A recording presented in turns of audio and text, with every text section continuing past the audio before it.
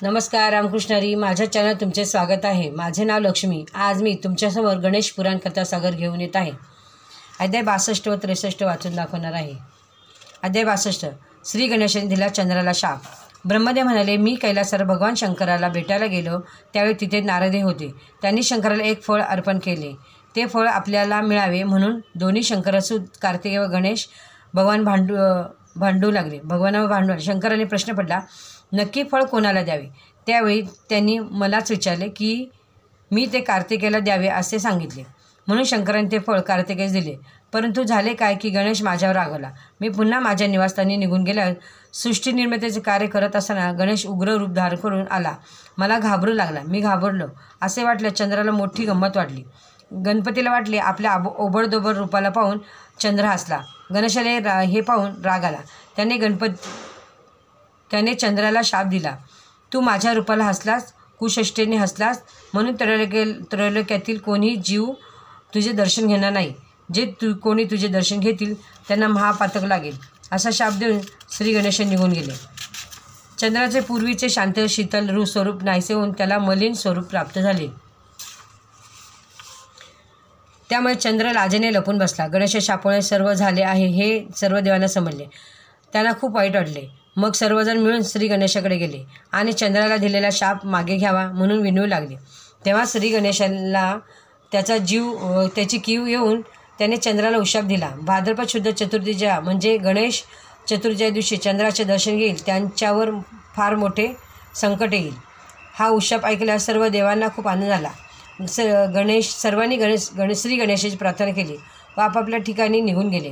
नंतर त्यांनी चंद्राला बोलवून त्याला एकाक्षर मंत्रात उपदेश करून तप करण्यास सांगितले. चंद्र गंगेच्या दक्षिण तीरावर आला. तेथे एक उत्तम स्थान पाहून तप करू लागला. एकाक्षर मंत्राचा जप करता करता 12 वर्षे निघून गेली. प्रत्यक्ष श्री गणेश त्याच्यासमोर प्रकट झाले आणि त्याला म्हणाले, हे चंद्रा, मी तुझ्या प्रसन्न झालो आहे. तुला पूर्वीचे सुस्वरूप प्राप्त होईल. वद्य चतुर्थीच्या दिवशी तुझे दर्शन घेतल्याखेरीज माझी पूजा पूर्ण होणार नाही. पण भाद्रपद चतुर्थीच्या दिवशी मात्र जो कोणी तुझे दर्शन घेईल त्याला माझा शाप बांधेल. चंद्रा, तुझी एक कोर मी भूषण म्हणून माझ्या मस्तकी धारण करतो. आजपासून शुद्ध द्वितीयेला लोक तुझे प्रेमाने दर्शन घेतील. श्री गणेशाच्या आशीर्वादाने चंद्राची मलिनपणा नाश झाला. तो पूर्वीसारखा दिसू लागला. चंद्राने गंगेच्या पश्चिम भागात श्री गणेशाची मूर्ती स्थापन केली. त्या मूर्तीच्या मस्तकावर चंद्रकला असल्यामुळे तिला भालचंद्र असे नाव दिले. त्या स्थानाला सिद्धिक्षेत्र असे नाव पडले. अध्याय 63. गणेशाला दुर्वा का आवडतात? एकदा कृतवीर्याने गणेशाला दुर्वा अतिशय प्रिय का असतात याचे कारण मला सांगा असा प्रश्न ब्रह्मदेवाला केला. ब्रह्मदेव म्हणाले, दक्षिणेत जाम नावाचे एक शहर होते. त्या शहरात एक क्षत्रिय राहत होता. तो अतिशय गुणी व श्रीमंत होता. त्याचे नाव सुलभ व त्याच्या पत्नीचे नाव होते समुद्रा. ती धर्मपरायण आणि महान पतिव्रता होती. तिने आपल्या पतीचे मन जिंकले होते. एके दिवशी त्याच्याकडे फाटके मलिन वस्त्र धारण केलेले दरिद्री ब्राह्मण भिक्षा मागायला आलेला मधुसूदन त्याचे नाव. त्या ब्राह्मणाला वाटले सुलभ आपल्याला बघून हसतो आहे म्हणून त्याने रागाच्या भरात त्याला शाप दिला. तू बैल होशील आणि लोक तुला नांगराला जोडून भरपूर कष्ट करून घेतील. ब्राह्मणाची ती शापरे समुद्र फार दुःखी झाली. आपल्या पतीचा काहीच गुन्हा नसताना त्याला शाप मिळाला म्हणून चिडून समुद्राने त्या अतिथी ब्राह्मणालाही शाप दिला. मूर्ख माणसा, तू माझ्या पतीला काही अपराध नसताना शाप दिलास. मी तुला शाप देते की तू सर्व प्राण्यात मूर्ख असा गाढव होशील. हा समुद्राचा शाप ऐकून तो ब्राह्मण जास्त संतप्त झाला. एका स्त्रीने ब्राह्मणास शाप द्यावा असे वैषम्य वाटून त्याने समुद्राला शाप दिला. तू स्त्री असून ब्राह्मणास शाप दिलास म्हणून तू दरिद्री आणि अमंगल अशी चांडाळणी होशील. बरेच दिवस गेले. शापामुळे सुलभ बैल झाला तर मधुसूदन गाढव व समुद्रेस चांडाळ यांनी योनी प्राप्त झाली. पावसाळ्यात एके दिवशी ती चांडाळ फिरत गावाच्या दक्षिणेस असलेल्या श्री गणेशाच्या मंदिरात आली.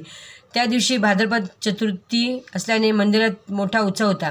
चांडाळीने एका निवाऱ्याची जागा मंदिरावर शोधली व त्या ठिकाणी शेक घेण्यासाठी तिने लाकडे व गवत गोळा केले.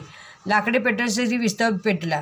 तेव्हा ती विस्तवावर फुंकर मारत असताना दुर्वेचा एक अंकुर वाऱ्याने उडाला आणि तो श्री गणेशाच्या मूर्तीवर जाऊन पडला. तितक्यात त्या ठिकाणी ते शापित गाढव व बैलही तिथे आले. त्यांनी गोळा केलेली हरळी खायला सुरुवात केली.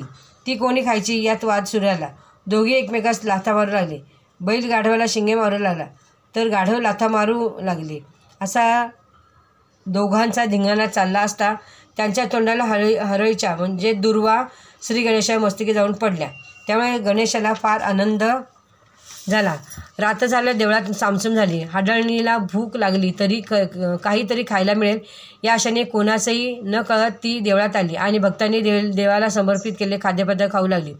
तिच्या पाठवर ते गाढव व बैले मंदिरात आले व पूजा भक्षण करू लागले. त्यांची गडबड ऐकून मंदिरात झोपलेले लोक जागे झाले व त्यांनी बाहेर तिघांना पकडून चांगले मारले. ते तिघी मंदिराच्या बाहेर वेदनेने विवळत पडले. तशाच अवस्थेत त्यांनी मंदिराला एक प्रदक्षिणा घातली. श्री गणेशची मूर्ती अपवित्र प्राण्यांमुळे विटाळली म्हणून त्यांनी आपल्या पूजेचे विसर्जन दुसरी पूजा केली. अर्धमेल्या अवस्थेत असलेल्या त्या तिघांना पाहून गणेशाला त्यांची करुणा आली. त्यांच्यामुळे आपणास दोनदा पूजा मिळाली हे लक्षात घेऊन त्या तिघांचा उद्धार करावा असे गणेशाने मनात योजले. गणेशाने त्यांना विमानातून गणेश लोकी नेण्याची आज्ञा केली. आपल्या दूतांना केली. तेव्हा ते गणेश दूत त्या तिघांना विमानातून नेत आहेत हे पाहिल्यावर मंदिरातील भक्तांनी त्या तिघांना गणेश लोकी नेण्याचे कारण काय असा प्रश्न दूतांना केला. तेव्हा ते म्हणाले, ह्या तिघांनी कोणते पुण्याचे काम केलेले आहे ते आम्हाला सांगा, म्हणजे ते पुण्य आम्हालाही संपादन करून श्री गणेशाला संतुष्ट करू आणि मोक्षही मिळू. रामकृष्ण हरी. तुम्हाला व्हिडिओ आवडल्यास लाईक करा. रामकृष्ण हरी. धन्यवाद.